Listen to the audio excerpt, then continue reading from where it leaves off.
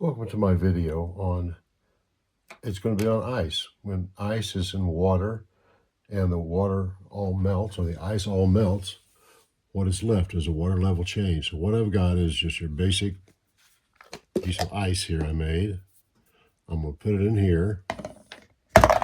Now I'm going to put water around it, and we're going to cause it to float. There it goes. Okay. So what I want to do now, after I clean up my mess in a minute, is mark this level. Looks like it's about right there. Okay, that's pretty close.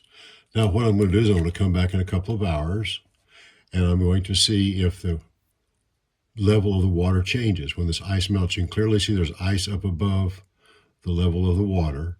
So what happens is the level of the water going to rise or fall or remain the same? That's the question once the ice melts. We've got ice clearly above the water line here.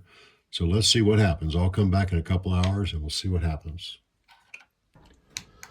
It's been a couple of hours and all the ice is melted. You can see that we're still basically at the same point. There's no ice in here now, but we're still at that same point. So really the water level has not changed. So the question is, why didn't the water level change?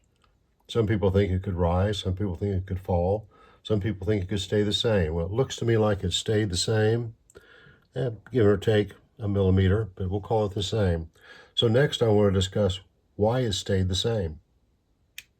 At first glance, it seems like the water level should rise after the ice melts. After all, we're adding more water to the beaker.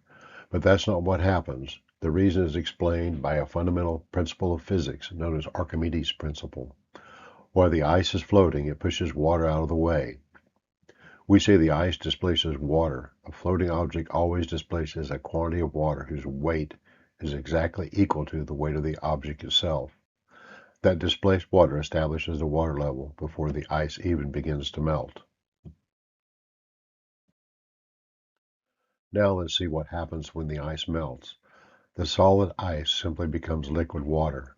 Because the floating ice had already displaced its own weight in water, the melted ice produces exactly the same amount of water that had previously been pushed aside.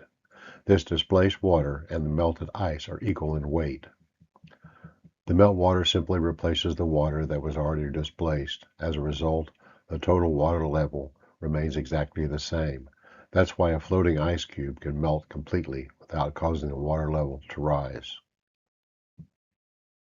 I hope you enjoyed this simple demonstration of Archimedes' principle. Sometimes the most interesting ideas in physics come from everyday observations. If this lesson helped you better understand buoyancy and why floating ice does not raise the water level when it melts, please give this video a thumbs up and consider subscribing for more math and physics lessons.